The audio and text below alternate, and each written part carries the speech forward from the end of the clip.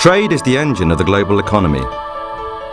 More people, more goods, and more services are crossing borders today than ever before. But trade has changed dramatically in the 21st century.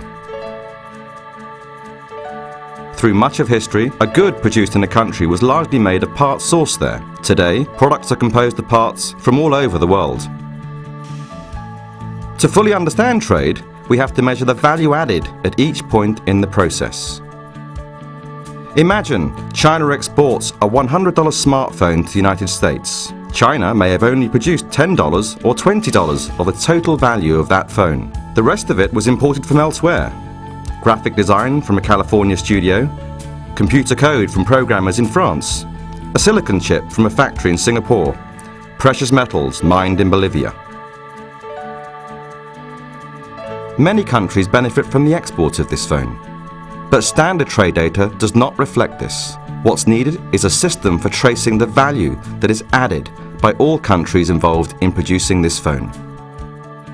The OECD WTO Trade and Value Added Initiative aims to help people understand that traditional trade data is not actually telling the whole story. Standard data shows that China has high surpluses with the United States and the European Union, and a large deficit with Japan. Looked at in value-added terms, China's surpluses and deficits decrease as Chinese exports have a high foreign content.